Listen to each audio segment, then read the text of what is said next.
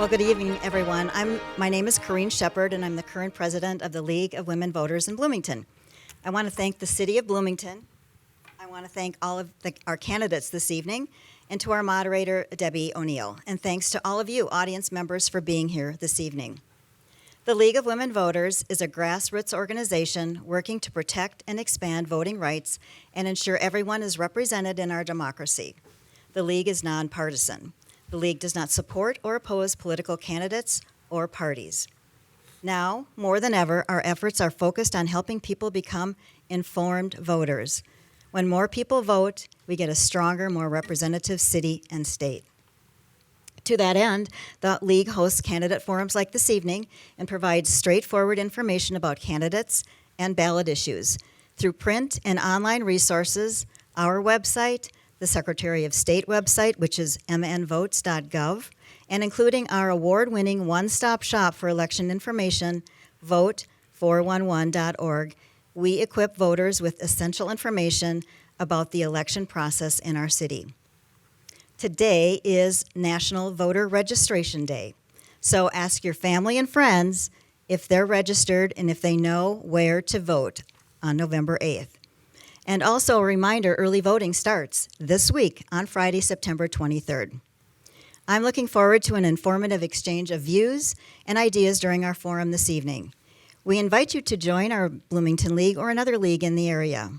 And now I'll turn the program over to our moderator. Thank you. Thank you very much, Corrine. Good evening, everyone. My name is Debbie McNeil. I'm a member of the League of Women Voters, Edina, and I'm the moderator for tonight's forum. Before we get started, let's all get out our cell phones and put them on vibrate or turn them off. Thank you very much. The League of Women Voters requests that for the safety of the audience and the candidates that attendees wear masks and candidates may remove their masks while in front of the camera. The purpose of this evening's forum is to hear the candidates for Minnesota Senate District 51 and Minnesota House District 51B discuss issues that are important to the residents of these districts. All the candidates for these offices, whose names will be printed on the ballot, have been invited to participate in this forum, and a copy of the forum rules was mailed to each candidate. We will try to cover as many issues as possible in the time we have, and if your question is not addressed tonight, please feel free to contact the candidates directly. The views expressed in this forum will be those of the candidates and not those of the League of Women Voters. The fact that the League is sponsoring this forum does not imply the support of any candidate. Here are the rules and the format for tonight's forum. The speaking order was set before the forum and it will rotate with each question. Each candidate will have 2 minutes for an opening statement and 1 minute for closing remarks. Each candidate will have 1.5 minutes to answer each question. League volunteers Terry Mackin and Heather Starks, sitting before the candidates here and in front of the audience, will time the candidates' responses, and they will hold up signs to show the candidates when they have 30 seconds left, when they have 15 seconds left, and when they must stop. And candidates, I would ask you to heed the stop sign. Thank you.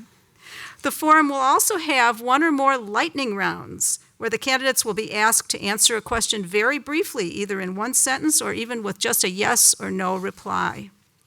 As moderator, I will ask all the questions, and the League of Women Voters Bloomington will determine which questions will be asked, and they attempt in good faith to cover the topics of interest indicated by the questions submitted by Bloomington residents of the community.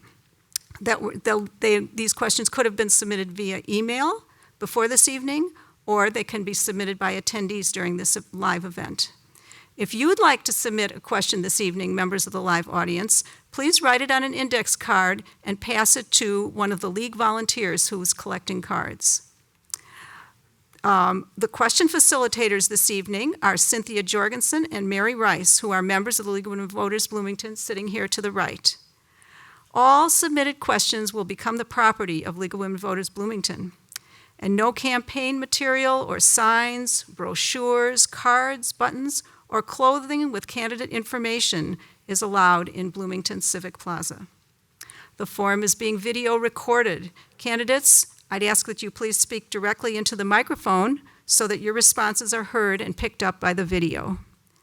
And when you speak, please look directly at the audience rather than at me. Now let's introduce the candidates. Here are the candidates for Minnesota Senate District 51, the 51 seat who are appearing at tonight's forum. Melissa Wickland. And the candidates for Minnesota House District 50B who are appearing at tonight's forum are Chad Anderson and Nathan Coulter. Let's start off with opening statements by the candidates for 2 minutes, and we'll begin with Chad Anderson. Hello, I'm Chad Anderson, running for House of Representatives in District 51B. I want to thank every one of you guys for coming tonight. I want to especially thank my family, my wife, and 3 of my kids here. I have one more child. He's at Bloomington Ice Garden skating. I remember growing up, long days at the rink, playing for the Eagles, grew up and graduated from Kennedy High School, and then went to Normandale for a bit and then graduated from Bethel University. After Bethel, I moved back to Bloomington to start a real estate business. Right now, my wife and 4 kids, we live close to Running Park, so if you're there in the summer, we're there playing on the park. If you're there in the winter, we're skating on the rink. I love Bloomington, and my wife can attest to that because I tell her I'm never moving out. But to be honest, I don't like the way that my opponent, his views, is turning Bloomington. At a time where gas prices are going up, food is expensive, we all feel it when we go to the grocery store. People are having a hard time paying rent. They got to choose between rent and gas and food. My opponent wants to raise taxes. He wants to raise real estate taxes in Bloomington. He wants to raise the sales tax in Bloomington. I don't think now is the time to be taking money away from the constituents and from the people that are having a tough time making those payments. We also need safe streets. We have people that are afraid to go to their cars. They feel like they're going to get carjacked, and they're afraid that their catalytic converter is going to get stolen. I think we need to prioritize the safe streets and make sure that people feel safe. I guess basically we're all here for the same reason. We want Bloomington to thrive. We want Bloomington to be a great place to raise a family, have a business. And I just don't think my opponent's way of doing it is the right way. He's a government guy. He's worked in government and politics his whole life. His answer is government, tax, and give more money to the government. I'm a small business guy. I've had to make decisions my whole life and make sure I had the money to pay the bills. And if I didn't have the money, I had to figure out a way to pay it myself. I love Bloomington. I want to make sure that we thrive, that people are excited to move to Bloomington and excited to say that they live in Bloomington. Thank you. I should correct what I said before. These are the candidates for Minnesota House District 51B, not 50B. And so let's continue with opening statements by Chad Anderson next. I'm sorry, by Nathan Coulter next. Pardon me. Thank you. Excuse me. Well, thank you, first of all, to the League of Women Voters, and thank you all for being here tonight. It really is just wonderful to be here in front of a live audience again. I'm Nathan Coulter. I'm a husband and father. I'm a lifelong resident of Bloomington and a proud product of our Bloomington Public Schools. I'm serving my 2nd term on the Bloomington City Council, and I'm the DFL nominee for the Minnesota House in District 51B. It feels like every single day we're reminded of what's at stake in this election, just with what we see in the news. Investments in things that we know are top of mind for folks here in Bloomington and across the state: early childhood, K-12 education, higher education, housing, infrastructure. That's on the ballot this year. Reproductive rights are on the ballot this year. A thriving democracy is on the ballot this year. Our values, our families, and our future are on the ballot this year. And I think it is absolutely critical that folks here in Bloomington know who we are and where we stand. And that's why I'm so excited to be here tonight. I'm running because now I think more than ever before, we need leadership that's focused on working hard, taking on the tough but needed conversations, and grounding the choices we make in our shared values.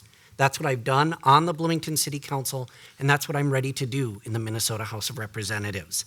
I'm looking forward to the conversation here tonight and beyond through Election Day. If there's something we don't talk about tonight that you want to know about, check out my website, neighborsfornathan.com, or give me a call at 952-239-0531.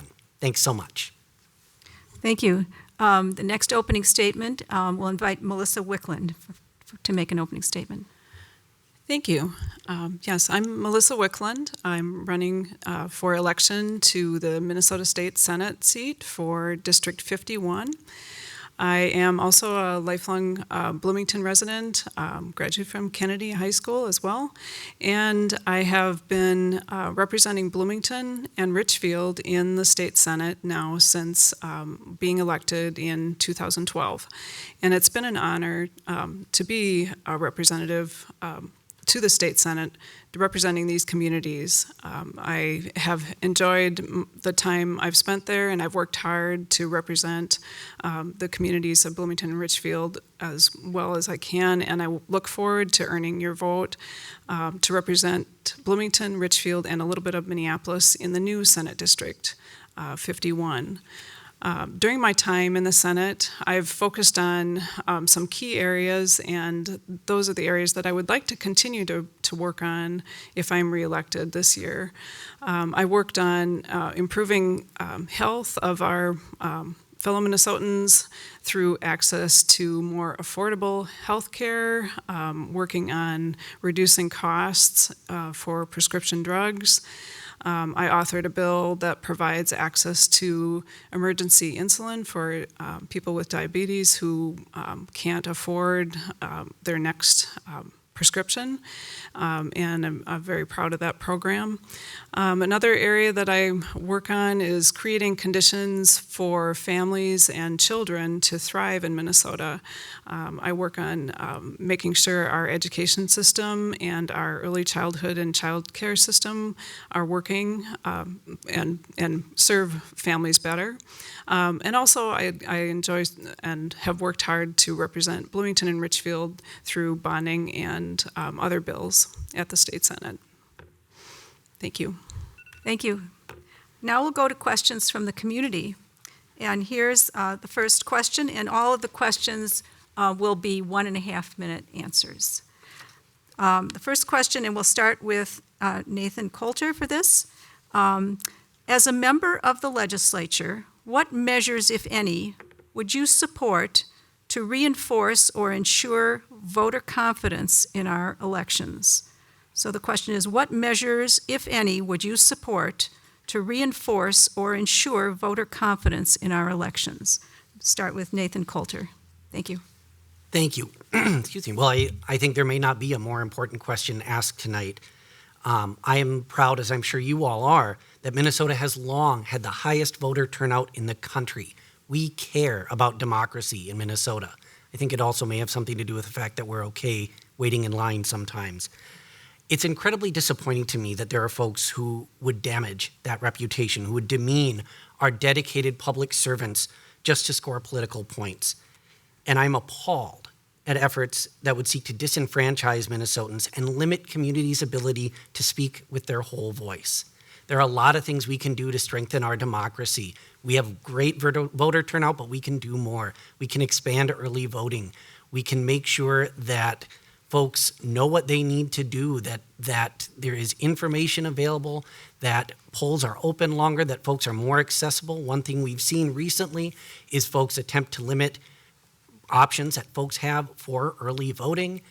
And I think we can have a conversation about ranked choice voting, what that means for the state, how that might strengthen our democracy, public financing of campaigns. There are things that we can do to make it accessible for everyone in Minnesota, and that should be our focus.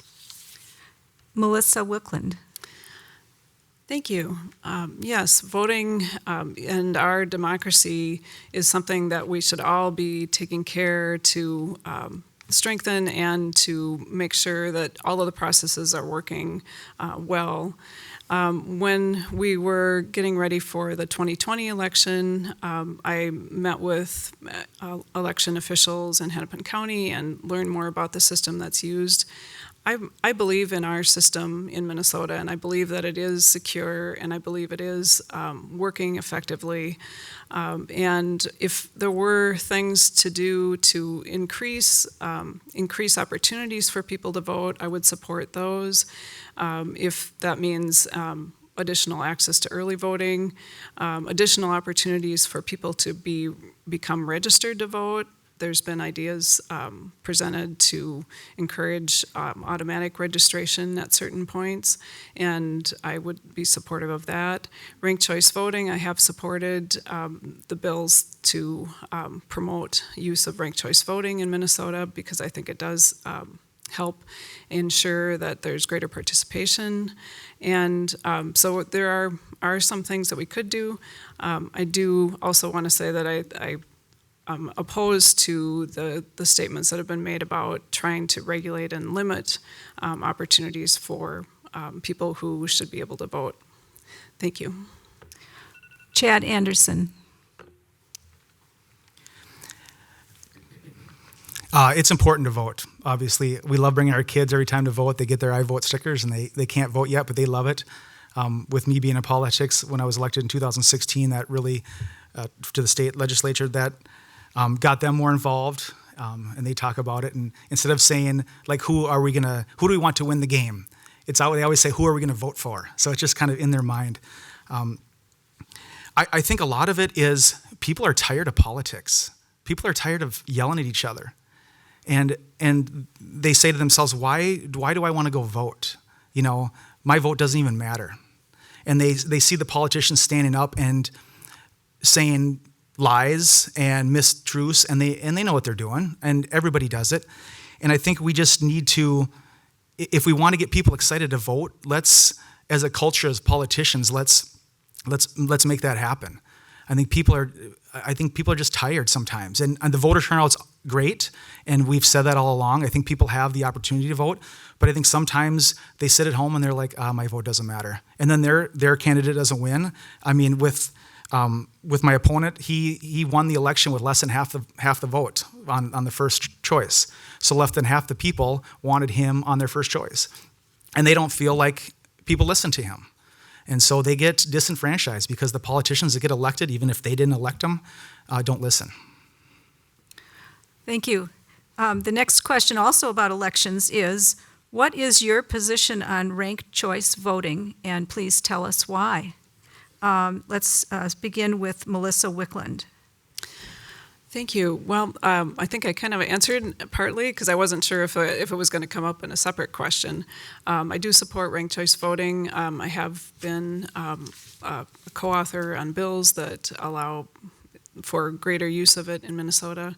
And my reasons for supporting it are because I think it increases the ability for people to participate in meaningful elections.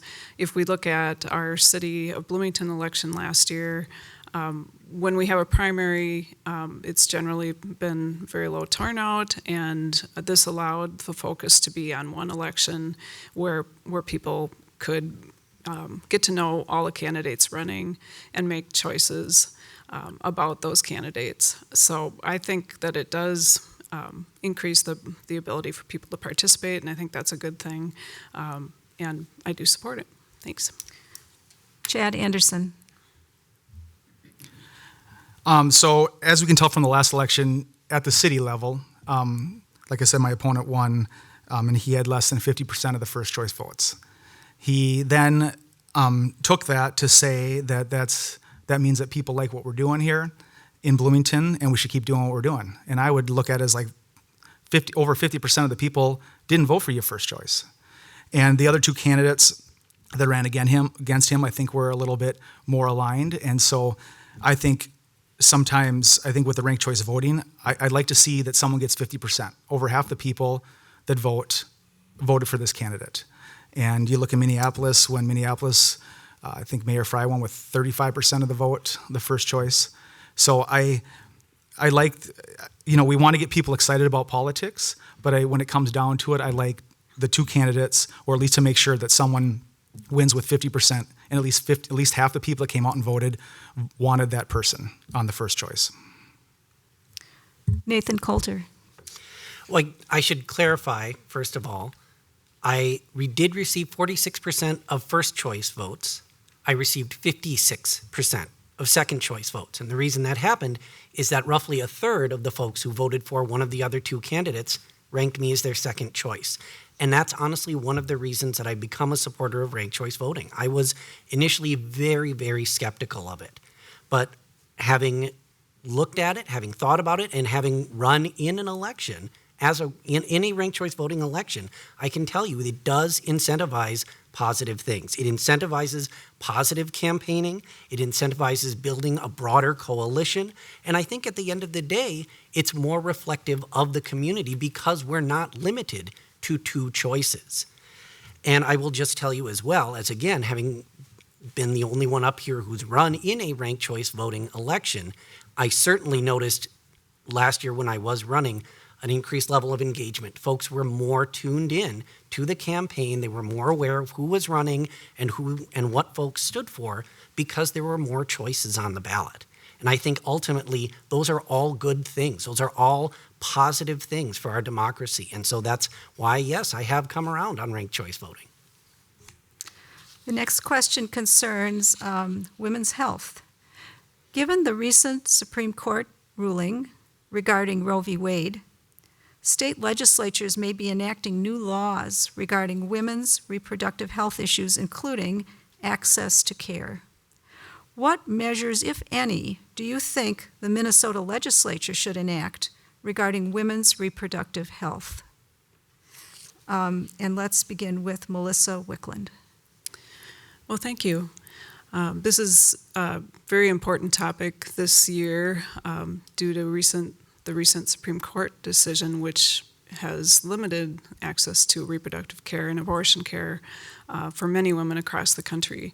Minnesota is a state where women can still access abortion, and my belief is that women should retain that ability and that right to make decisions about their reproductive health care, and that includes being able to access abortion care. And so my position, right now, Minnesota women have the ability to access it, but that could be changed. And there are some restrictive provisions that are in place that I don't feel are helpful or are serving the purpose of helping women access the type of health care they need at the right time. And I would like to see those restrictive provisions removed if that is something that could come up in the legislature. And I am an author of a bill that would protect reproductive options and remove some of the onerous provisions, which are mainly in place just to create barriers for women to access care, which I'm opposed to. Thank you. Nathan Coulter. Well, we need to be clear. You might hear a claim tonight that abortion care is a constitutionally protected right in Minnesota. It's not. It is protected by a court case. And clearly, we've seen how quickly that can change. The reality is that all of us, whether we realize it or not, likely know someone who's had an abortion. It is a deeply, deeply personal decision. I'm a father of two. There is no more deeply personal decision I have encountered than the decision to have children. And often the choice to have an abortion is rooted in mental and physical health. I simply do not believe that deeply personal decision is a place for government to insert itself.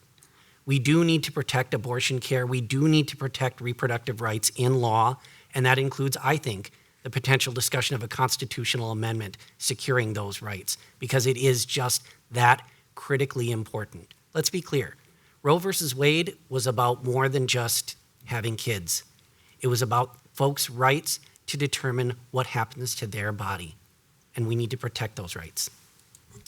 Chad Anderson.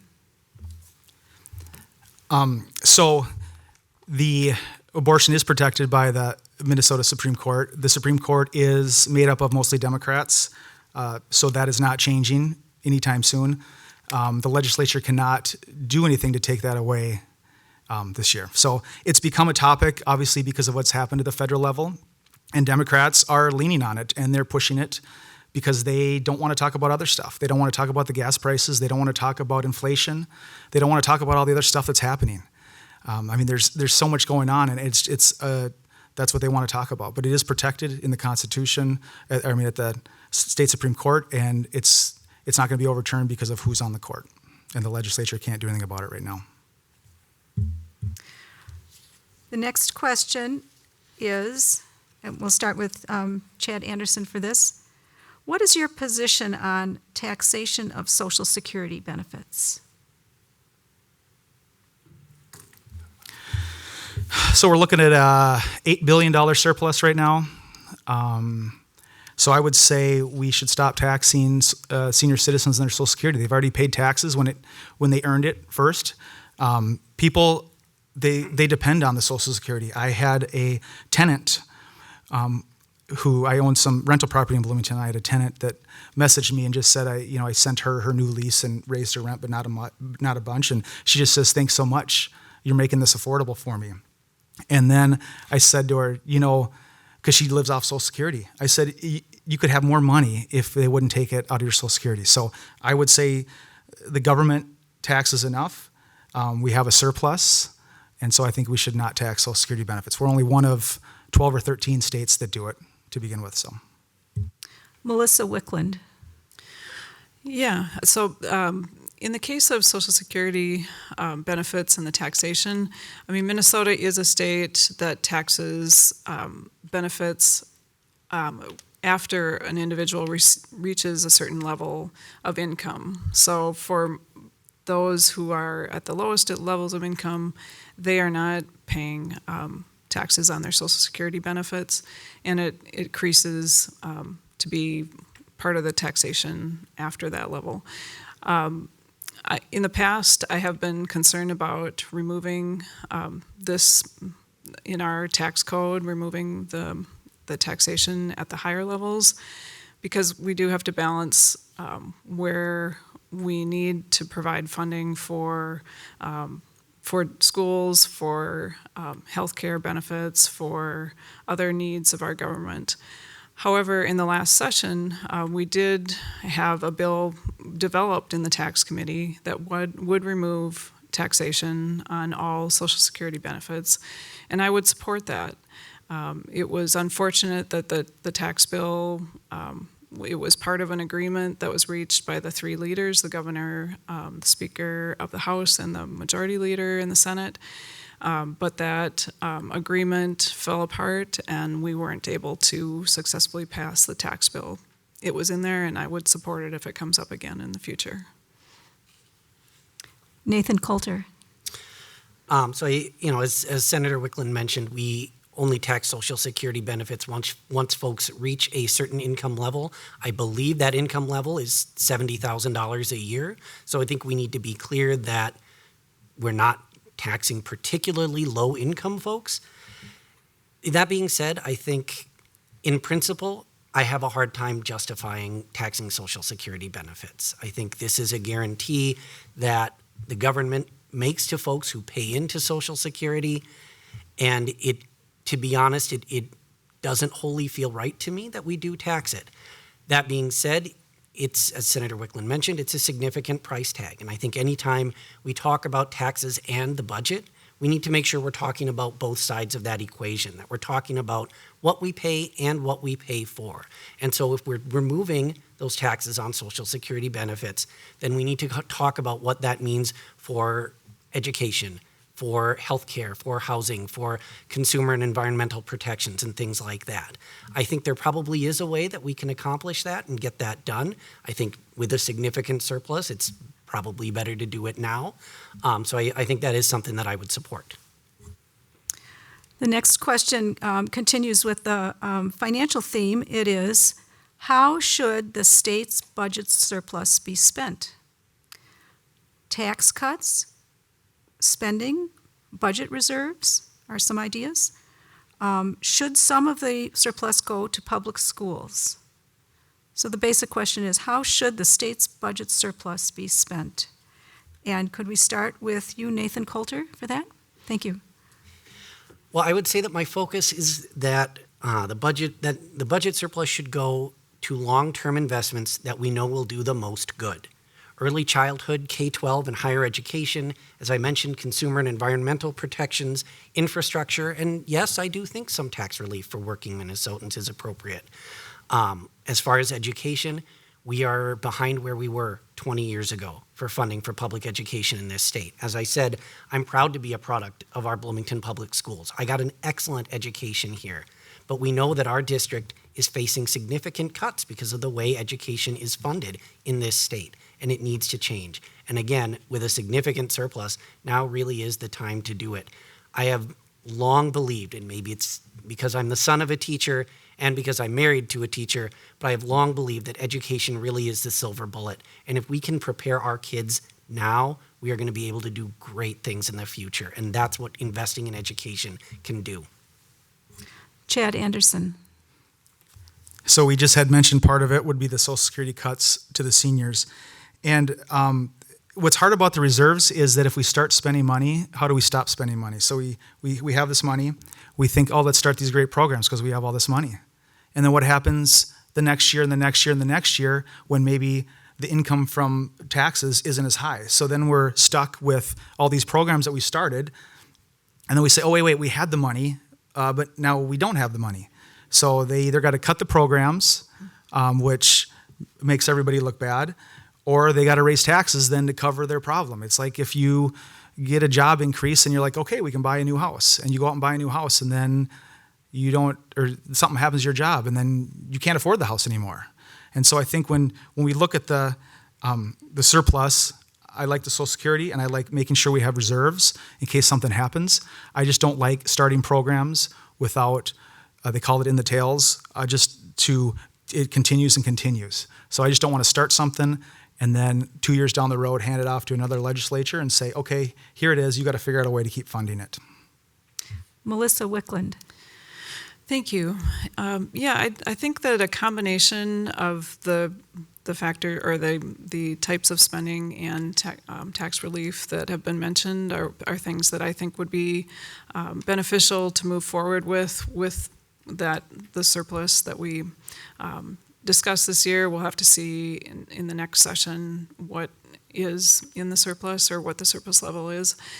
This year we had discussions about putting aside some of the money for a tax bill, and that would include the tax provision having to do with Social Security benefits. It also had some other changes that would have increased or made changes to the current homestead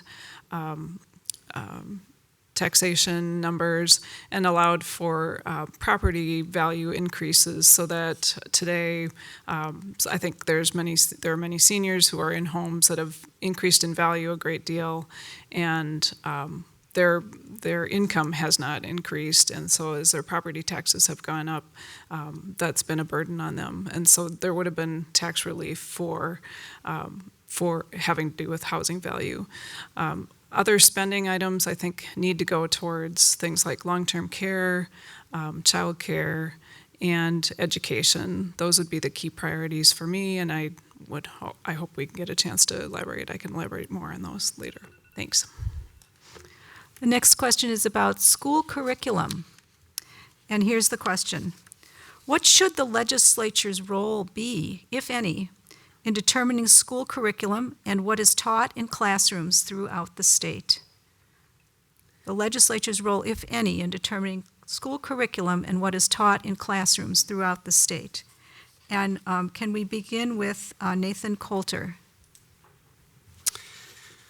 Well, I think the legislature is responsible for setting basic standards when it comes to school curricula. And I think that means ensuring that our students that graduate are prepared to go on, if they choose to higher education, to joining the workforce, to joining the military, to whatever they choose to do, so that they're able to contribute to our society in a positive and valuable way. One thing, serving in local government, working with our fantastic Bloomington School Board members, I've seen how important that local decision-making is. And I'm always wary, and as somebody on the city council who's bumped up against state preemption more than a few times, I'm always a little bit wary of the state stepping in with too heavy of a hand and dictating how things should be done too specifically, because it ends up being complicated and it ends up being really difficult to manage on the ground. I trust our school board, I trust our school administrators to do the work they need to do. But I think we need to be clear about what things we expect from students graduating from high school and going on to contributing to our state. And I think that's where the conversation needs to happen. Melissa Wickland. I think the role for the legislature is to look at curricula or look at standards, but not to prescribe curriculum.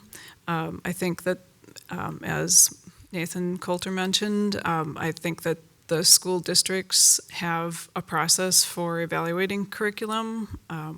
Before I was a part of the legislature, I was on the school board and could see some of those processes at work where different areas are examined and curriculum is discussed at the district level with parent involvement, with teacher involvement, and all of the stakeholders kind of working together on that to select curriculum and set that for the district. I think that that's more appropriate than for the legislature to be getting into that level of detail. I think that we do have a role to play in the standards, and we do examine standards after they are developed. And again, the standards are actually developed by a very comprehensive group of educators and stakeholders. And so I place a lot of faith in the way that they work through the process of developing those standards. Chad Anderson. So with schools, yeah, I do like, I guess, local control for a lot of things, and I could see that with the school district as well, letting the school board kind of set what they think is best. But I think we need to get back to, as a school, as schools, and maybe not the legislature, handing down on it, but like reading, writing, and arithmetic. The 3 R's, as I would say. I mean, every night, our kids and I, 15 minutes, 20 minutes before bed, we read to them. And we're lucky that we can sit down with our kids and have the time to read. And I think that's a basic thing. And so I think we need to focus on reading and writing and adding 2 plus 2. I know when I went to school, the teacher would always say, you're not going to have a calculator in your pocket. You got to figure it out. But now we do. And so it's kind of like, but you need to know where it comes from and why you have, and why 2 over there plus 2 over there. So I think schools, they got a tough job. My wife, during COVID, homeschooled for a year. She was homeschooled all 12 years along with her 7 other brothers and sisters. So she was like, I'd like to give this homeschooling a try. And she did it, and she's like, teachers know what they're doing. And so we enrolled them back in school. So, but I think just, parents getting involved in everything, but reading, writing, and math and the basic things, and go from there. Candidates, you've been such good sports about answering questions at length. Are you up for trying a lightning round? So this will be a question where we ask you to answer in just one reasonable sentence. Not a run-on sentence, but just like a reasonable sentence. Okay, let's try that. So the question is, do you support keeping Election Day registration for voting? In one sentence, or even one word is even better, but you have one sentence. And so, Melissa Wickland. Yes, absolutely. It's really important. Minnesota is unlike other states, and we absolutely should keep that registration day vote. Being able to vote, register on Election Day. Chad Anderson. Yes. Nathan Coulter. As someone who has taken advantage of it, yes. Thanks for being such good sports and answering hard questions in one sentence. So let's go back now to questions for 1.5 minutes. This question concerns firearm safety. Here's the question. Many people are concerned with increased gun violence in our communities. What legislation, if any, would you support to help reverse this current trend and respond to citizens' needs for safer communities?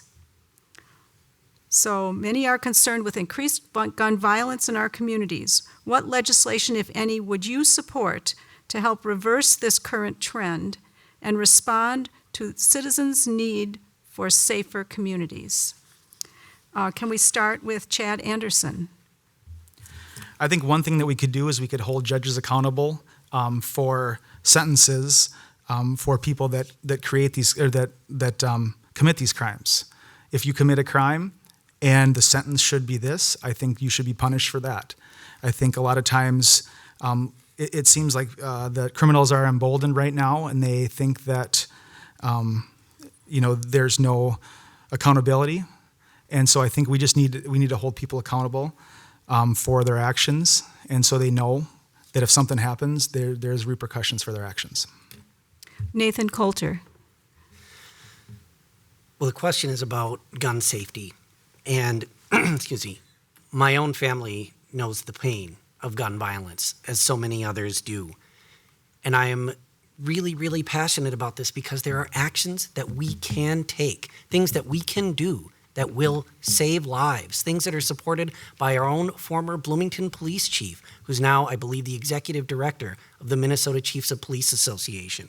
I do support red flag laws that allow folks who are a danger to themselves or others to have their guns removed from them temporarily. I support universal background checks. I think there are other things that we can do to incentivize safe storage of firearms so that kids are not so easily able to get a hold of dangerous weapons. And I think we also need to focus on education that puts the burden on adults rather than kids. It is incredibly disappointing to me that we aren't focused on the folks who own the firearms and ensuring that they are the ones being safe and not teaching, and instead of focusing on kids and expecting them to understand. Melissa Wickland. It's absolutely essential that we in Minnesota do more to address preventing gun violence. And in the past 6 years that the Republicans have been in the majority in the Senate, they have been absolutely unwilling to hear any number of bills that could be brought forward or have been written and introduced to take action. They have refused to have any hearings on them.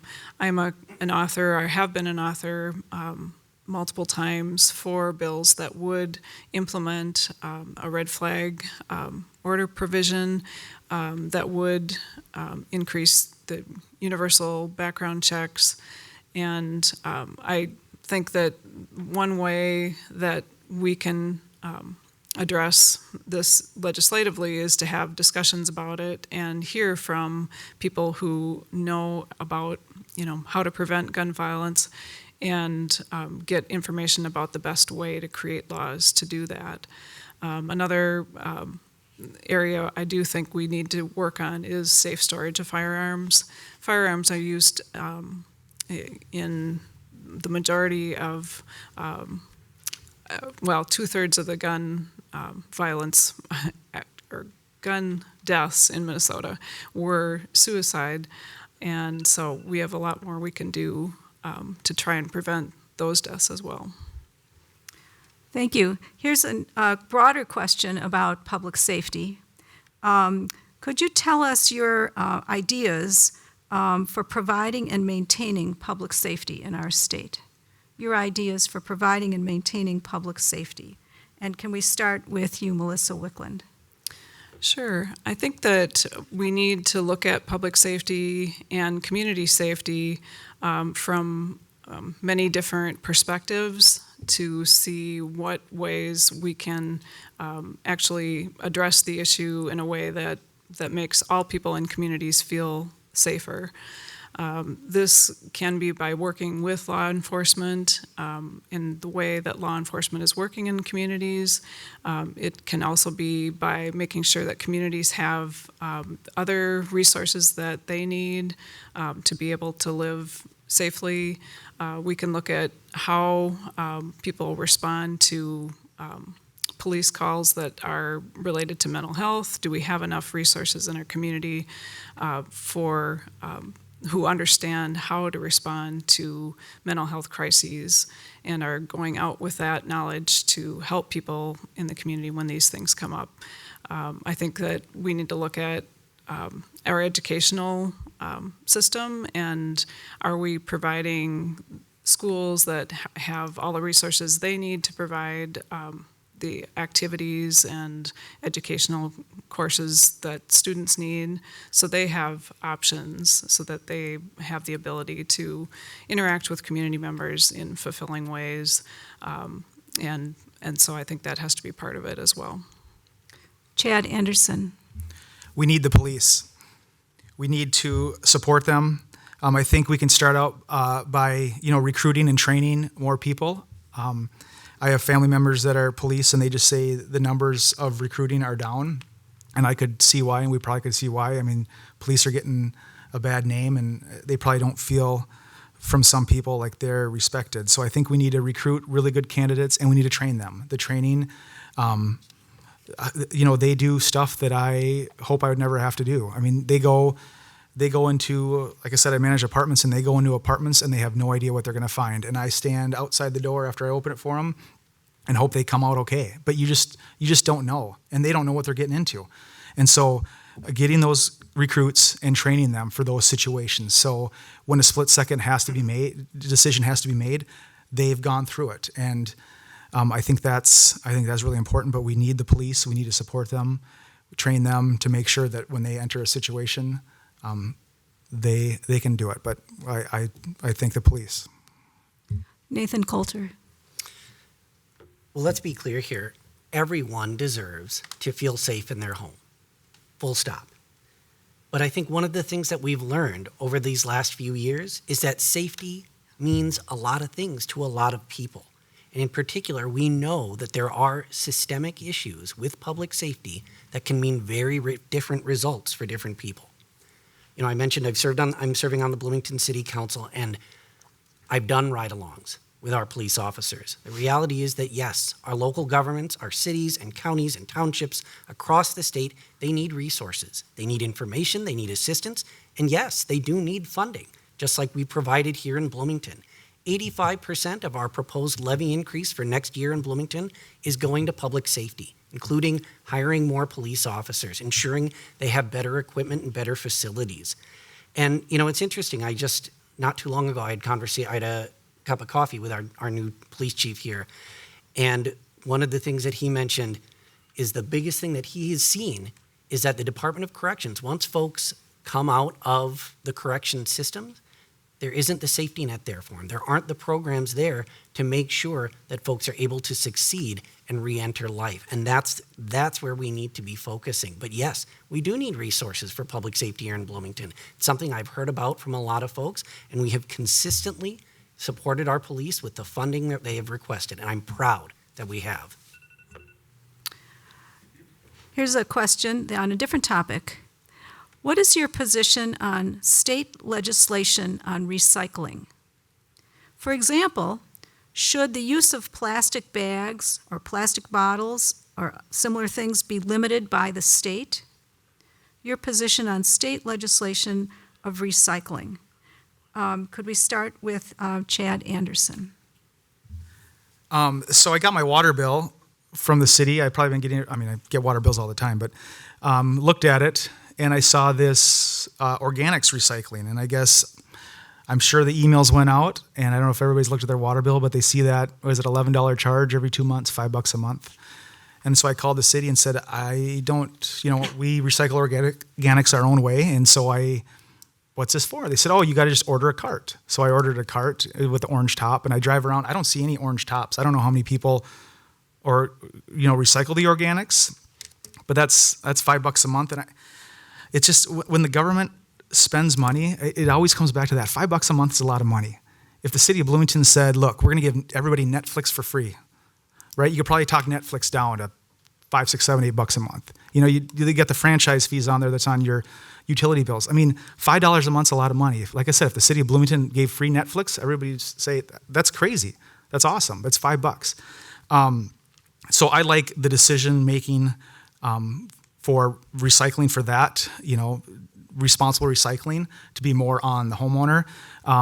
Before the organized collection went into Bloomington, you used to be able to recycle every week, and now with the organized collection, you can only, the city said you can only recycle every other week.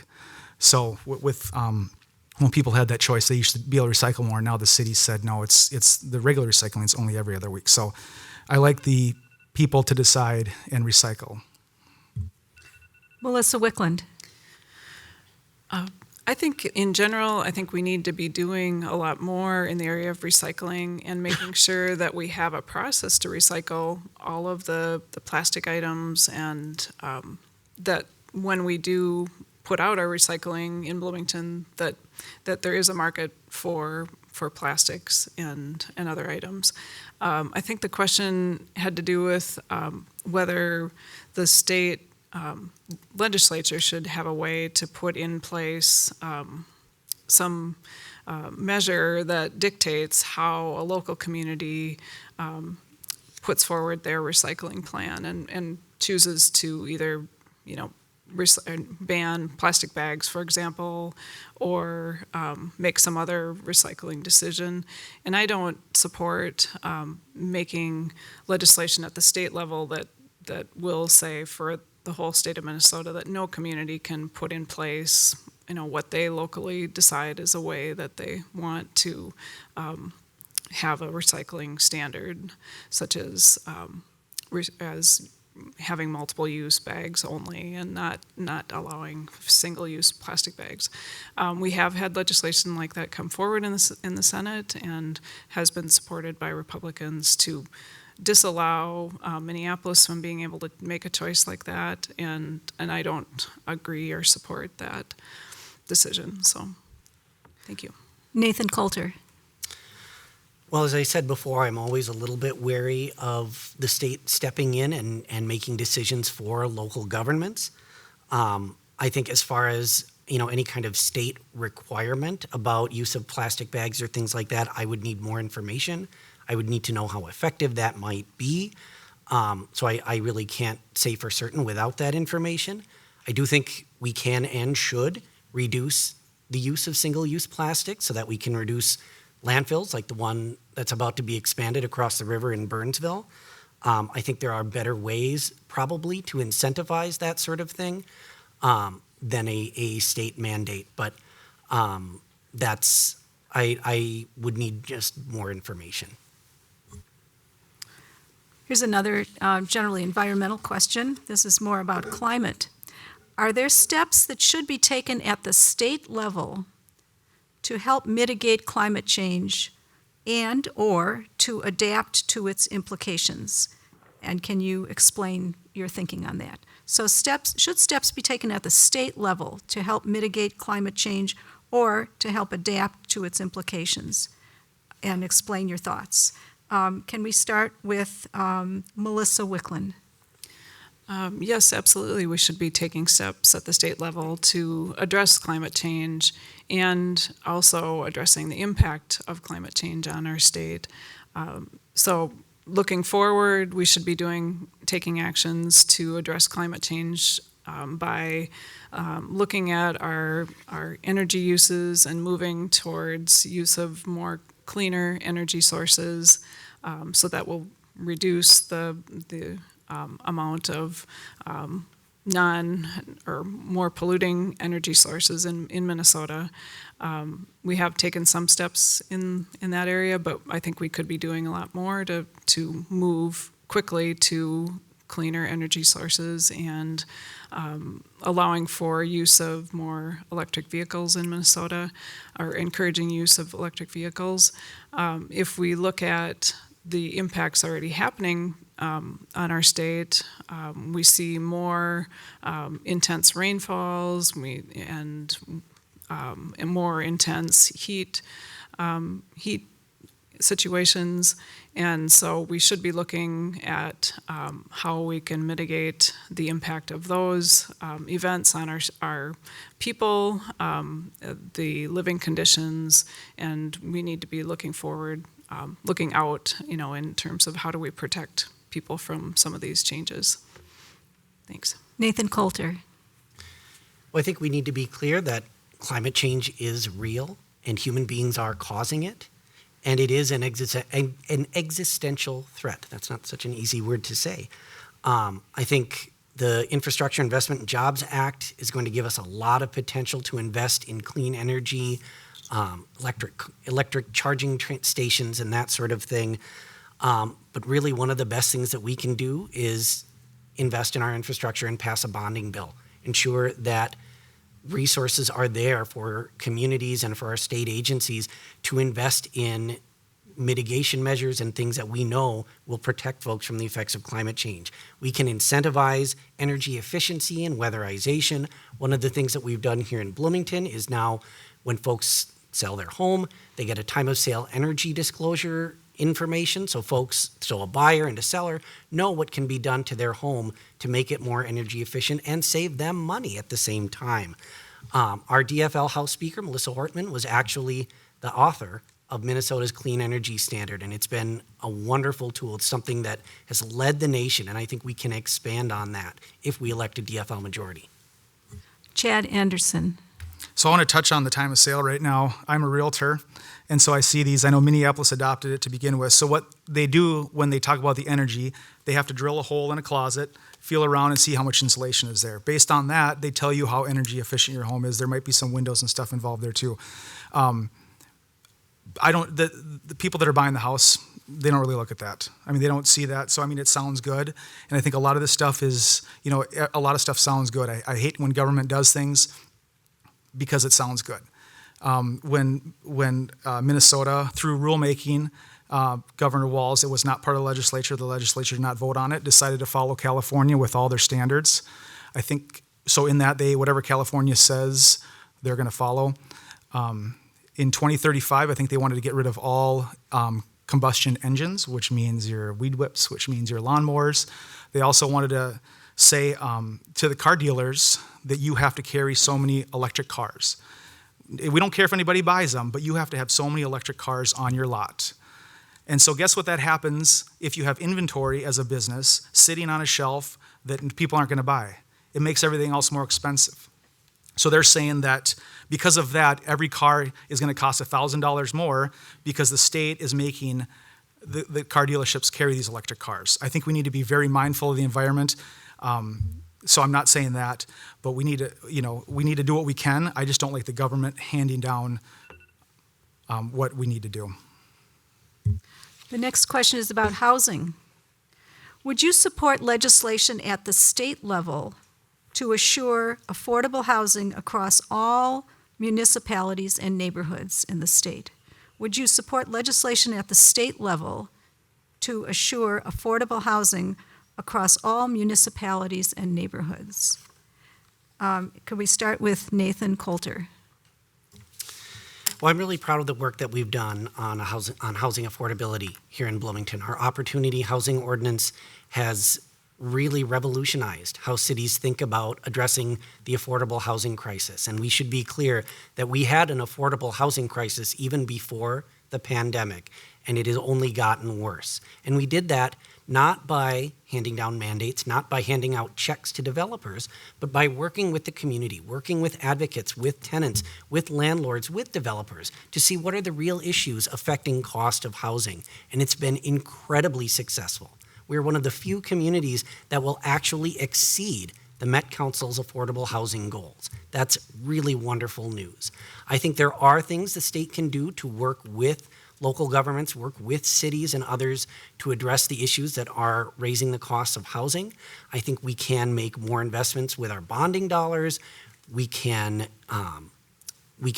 address some of the accessibility issues that we know folks have to existing programs.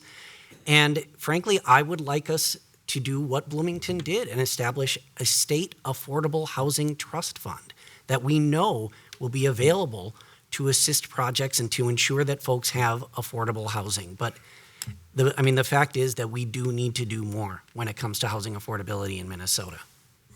Melissa Wickland. Yes, we do need to do more across the state to increase the supply of affordable housing. We hear about it in northern Minnesota where there are areas where there are jobs available, but there is not affordable housing, that then people who run the businesses are having a hard time attracting workers. We know in the metro area that it's very difficult to find affordable housing. So it is a statewide issue. I'm not sure if a statewide affordability, some kind of standard would be, it seems like would be difficult to write, but I do think that we should be taking the examples of cities like Bloomington and Richfield who have developed strategies to encourage more affordable housing to be built and to help the citizens of their communities access affordable housing. I think we should be taking those ideas and expanding them and supporting them at the statewide level. Another way we could do it is through housing supports or vouchers that can be developed in a way that people pay only a certain percentage of their income for housing, and that could be supported as a statewide program. I am supportive of a bill that would implement that proposal. So I think there are multiple approaches, and we need to take a look at across the state what would work. Thanks. Chad Anderson. So I always kind of chuckle when people talk about affordable housing because when you buy a house, if you bought a house before and you're trying to figure out your payment, PITI. Have you guys heard of PITI? Principal, interest, taxes, and insurance. So those are the four things that go into a house payment. And so it's just interesting to me when we talk about affordable housing, and my opponent talks about affordable housing and wants affordable housing, but yet they want to raise property taxes. I mean, PITI, it's right there. There's the math. And so I always chuckle of like, how do you say that you want affordable housing, but yet you're making things not affordable for people to stay in their house? Also with affordable housing with Bloomington, with the apartments that you're seeing going up. So these apartment units are probably costing to build $275,000 a unit, each like one bedroom. So a one bedroom is $275,000. A two bedroom probably is more than that. I mean, you think about a house. I mean, that's about what a house costs, and that's what these new buildings in Bloomington are costing. To be considered affordable housing, a two bedroom is $1,500 a month. So when they say we're building affordable housing, that means a two bedroom is $1,500 a month. I do a lot of rentals in Bloomington, and not a lot of my units are at $1,500 a month. And so I don't think that is affordable. So once again, this is the government doing things and saying things so they can get credit for doing things, but you know, is the $1,500 a month affordable? The $275,000, where's the builder or the developer coming up with money so they can charge that little rent?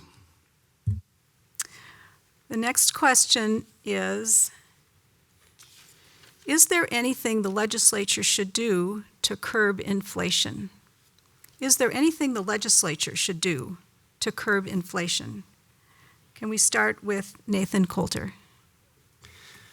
Well, I think we all know that inflation obviously is real, and it's putting significant strain on family budgets. I've seen the big numbers at the grocery store too.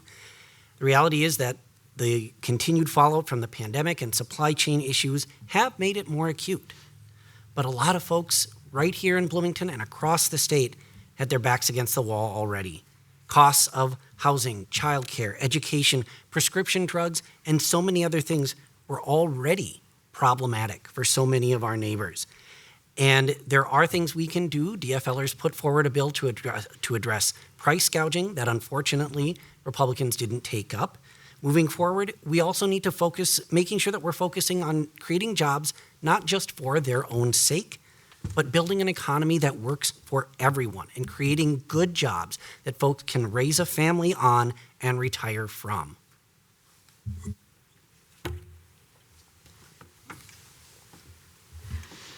Thank you. Chad Anderson. I would say we'd stop printing money. We make things less valuable when there's more money out there. So I think, yeah, I mean, when the government spends more money, there's more money out there, and things then get more expensive. So I think we got to let the businesses do what they do. I think the government steps out of the way a little bit, and instead of more money, more programs, which causes the inflation. I go back to what do we do with the inflation? What do we do to stop the effects or trying to hold the effects? It's not back to raising taxes. I hate to say I keep going back to that, but in a time when people are having a hard time buying gas, I mean, they want to raise the gas tax. They wanted to tie it to inflation. Could you imagine if the Democrats got their way and tied it to inflation? I think that's what it was. I mean, gas tax would be crazy. They want to raise the gas tax. And gas tax is so regressive. It's the people, I mean, in East Bloomington that are trying to get their groceries and pay their rent. And now you want to raise the gas tax on these people that can't afford it. I mean, what are we doing? What can we do to lower the living of people instead of just raising it and try to do it a different way? But when we keep pulling money out of people's pockets and making things more expensive, it's harder for people to make it by. Melissa Wickland. Yeah, it's a complicated question, and I think that saying there's something direct that the state legislature could do to impact inflation would be challenging. I think the things that we had discussed doing this year in our session that didn't move forward because of lack of agreement at the end of session would have helped. We could have passed the tax bill, which would have provided some tax relief to Minnesotans, and that would have been relatively quick to be enacted. We could have passed the bill that would have increased funding from the surplus to go towards education, which would have taken some of the pressure off of school districts to either have to cut their budgets or to raise taxes, property taxes. And so that would have been helpful, just relieving stress on schools in the current situation that they're in. We could have put more money into the long-term care industry and raised wages for those workers who are really feeling the impact of inflation more than many others because their wages are so low. That would have been another area that we could have taken action this year during session, and unfortunately weren't able to. So, thank you. Let's go to a different question.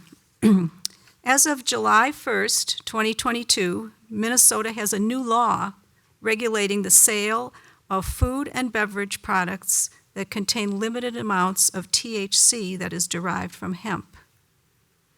What do you see as the benefits and/or the drawbacks of this law, and what, if any, changes or additions should be made to this law? Can we start with Chad Anderson? So if I think, go back to when this is passed, I think the people at the state didn't know what they were passing. I think they thought it was a technical bill. They listened to what someone said and said, oh, it just changes these couple things, and then they signed the bill, and they didn't know, I guess, what was going on. I think if we're going to implement it, I think there's other ways to implement that. I think the discussions need to go I feel like, from what I've heard, and I wasn't on the inside, but it feels like a trickery play, and then they wanted to backtrack, and they said, no, we're not going to do that. So I think I've seen things at the legislature that when you're there, you trust people, and maybe you shouldn't, and someone says, there was a situation that happened in Bloomington here with something that with a paved path where someone said, oh yeah, it's no big deal. Bloomington doesn't care. And so it got in a statute that, that path must be paved. And then it comes out that was a big deal. So I think that if we want to do something, I think there's got to be the good conversations about it and moving forward and having, that out in the open and public. Nathan Coulter. Well, I, like just about every city council member across the state, was a little bit flummoxed when this bill became law because there was no framework for licensure. There was no information on how to address safety. It just kind of happened, and now we're all kind of scrambling to make up for it. And I think in Bloomington, we are approaching this in I think a very measured way of working with our public safety professionals, working with distributors, working with local businesses, and having the conversation about what folks would like to see, how they would like to see THC edibles and so on available in our community. I think there are obviously some safety concerns. It is, as one of our council members mentioned, it is an intoxicating product, and I think we need to be aware of that and aware of what that means.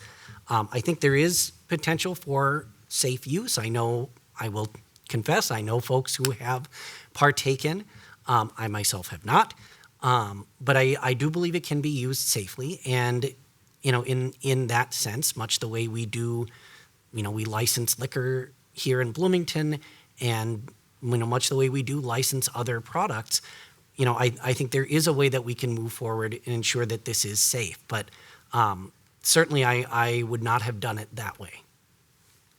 Melissa Wickland. Well, thanks. Well, this provision was in a bill that was made up of many provisions, and I think that in the Senate, there wasn't a lot of discussion about it. I did support the bill, and I would have supported the provision if that had been brought up to me, specific question about it. It was passed very close to the end of session.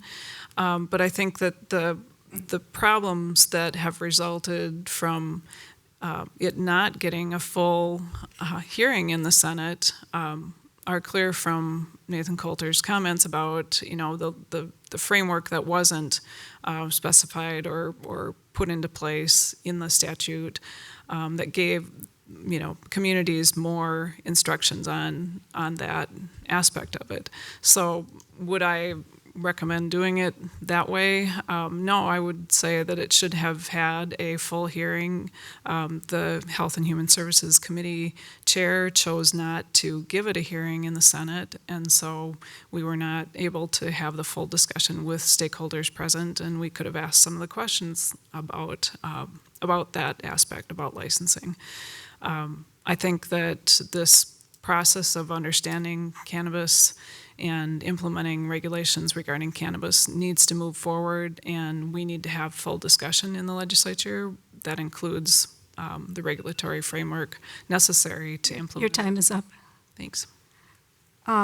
This will be our last full-time question. Here's the question. Should the legislature mandate paid family and medical leave? And if so, what size employers should be required to provide it? How long should it be for? And what employees, for example, full-time as opposed to part-time, should be entitled to it? So the question is, should the legislature mandate paid family and medical leave, and on what terms? Can we start with Melissa Wickland? Well, thank you.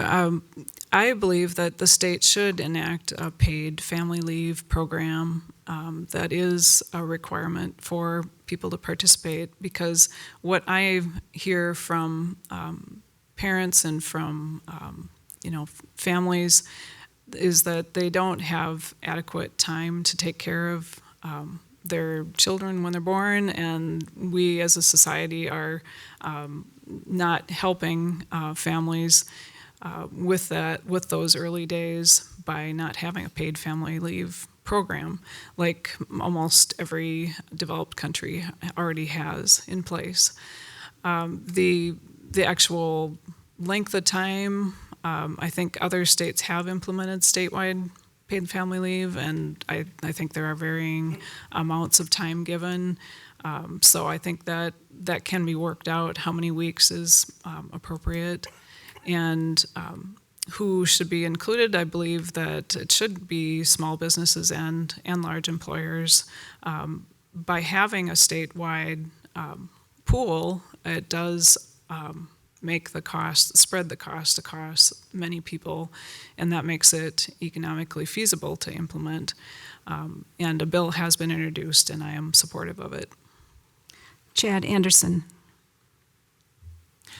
So as you can see, maybe from my family here and like I said, my other kid, hockey is probably over now, but family is really important to me. I think it's very important. I make sure to spend a lot of time with my kids. Like I said, we read every night. We wake up every morning. My wife, she adjusts her schedule because she wants to see him. It's really important for her to see him every morning before they go to school. So family is very important to me, and especially in the early on years, just the time spent with the kids is very important. The late nights, things like that. I mean, we need to support families in that. But I have a hard time kind of when government steps in. I think, employees want to feel valued by their employer. A lot of businesses offer this, and if a certain business doesn't offer it, the employee is free to go where they want. But I don't like government saying, we know the answer, we're in charge, we know what's best, and you have to do it. And I feel like that is a lot of what's going on. But like I said, family is very important. Employers need to value their employees, need to value their situations. So I'm fully supportive of businesses doing it for however long they want, for however much they want, if it's their choice. Nathan Coulter. Well, I do, I do support paid family and medical leave. I supported it well before I had kids, but I learned truly how important it was when I did. I was, I think, maybe the second or third person at my job to actually take advantage of our paid family and medical leave policy, and I am incredibly grateful. There is no more important time for a family than when you've just become a family or you've just grown. And I'm just so aware in the work that I've done in our community how many folks don't have that and don't have the ability, don't have the agency to get a job that allows them to have that. I think as far as the details, that needs to be a larger conversation. Just as we had here in Bloomington with our Earned Sick and Safe Leave ordinance, we need to involve workers. We need to involve businesses, large and small, service providers, healthcare companies, and everybody else in between, and the entire community about really what are our values? What are the things we care about? And how are we putting those in place by the choices we make in St. Paul? As I said, this is just a need. And I think to Senator Wickland's point, we are one of the few countries in the industrialized world that doesn't already provide this. And it is just time. So those are all the full-length answer questions that we have tonight. But there are a couple of short questions, and I wonder if you'd be game to answer them in maybe one sentence. Okay, we have two of these. Here's the first one. What is the biggest difference between you and your opponent? Can you answer in one sentence? Can we start with Chad Anderson? My opponent's answer is that government is the answer, and my answer is that private business is the answer. Melissa Wickland. Well, it's a little hard for me to answer, but I would say my experience in the legislature guides me, and I have learned something new every year I've been in the legislature, and I think it makes me an effective person to be in the state Senate. Nathan Coulter. I would say it's that my focus is on our shared values and what I believe I can provide for this community with the work that I can do. My opponent seems to prefer to focus on what he thinks that I believe. Here's the last question of all, and try to answer this one in one sentence if you can. Do you believe that all political contributions should be made public? Do you believe that all political contributions should be made public? Can we start with Nathan Coulter in one sentence? Oh, I don't even need a sentence. Yes. Melissa Wickland. Yes, I do. Chad Anderson. Does that include union money? And also, sometimes people give to a candidate or an organization and they don't want their family to know, so they give to us. So no, I would say no. Okay, thanks for being good sports and answering hard things in short sentences. So now those are all our questions for tonight, and we appreciate your answering them all very much. And so now it's time for closing remarks for 1 minute each. And can we start with you, Melissa Wicklund, please? Well, thank you. This has been a really helpful evening to learn what the questions are that community members have, and I appreciate the opportunity, and I'd like to thank the League for hosting this forum, and it's great to be able to have it in person again this year. So I'm seeking your vote this year to be elected to represent Bloomington and Richfield and part of Minneapolis, and I wish to continue my work on behalf of our community on the issues that you care about, and that, we've talked about some of them tonight, but we haven't really touched on many other topics that we could have, such as addressing mental health concerns, addressing substance abuse, and the issues that our society is facing. So I encourage you, if you have any questions, please feel free to reach out in the time remaining before the election. So thank you. Nathan Coulter. Well, thank you again to the League of Women Voters for hosting this event tonight. Thank you all for being here in person and everyone watching at home. And thank you as well to my fellow candidates. I know it always takes a lot of guts to put yourself forward, put your name on the ballot, and I always respect anyone who does that. I'm really grateful for the important conversation that we've had here tonight. I care very deeply about our community and our state, and I know you do too. That's why it's so important that we elect leaders that not only share our values, but are ready and eager to do the work, to answer the tough questions, and be honest about the needs that we face here in our state. I've shown that I am that kind of leader by the work that I've done here in our community, being elected twice to the Bloomington City Council. So I'm asking for your vote, because your vote is more than just expressing a preference. Your vote is an investment in the kind of future you want to see. Thank you.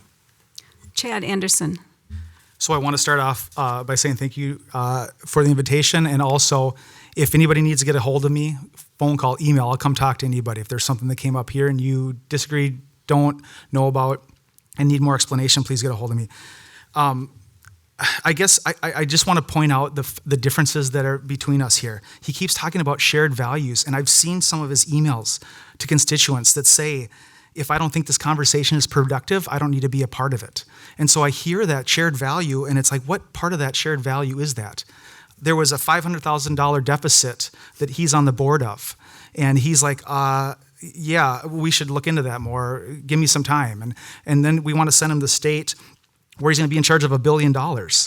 And so there's differences between us, and I'm the small business guy. I'm a family guy. I care about Bloomington. I've been here forever. And if you have any questions, please contact me. But just the differences are very strong here. Thank you very much, candidates, for participating in this forum and for your willingness to participate in the democratic process by running for office. Thank you to the League of Women Voters Bloomington for sponsoring this forum. It has been video recorded in its entirety, and it can be viewed unedited on YouTube. There will be links posted on the City of Bloomington website and on the League of Women Voters Bloomington website, and it will be rebroadcast on Bloomington Cable TV until Election Day. Thank you to all of those who will watch the forum in the future on cable TV and online. Everyone, remember to vote on or before Tuesday, November 8th. For information about registering to vote or voting early or voting in person, you can visit the Minnesota Secretary of State's website at www.mnvotes.org. To the live audience, you are invited to visit informally with the candidates for as long as they're available, and with League members immediately following this forum. Thank you, everyone, for attending tonight. Thank you for those who will watch it in the future. And this concludes tonight's forum.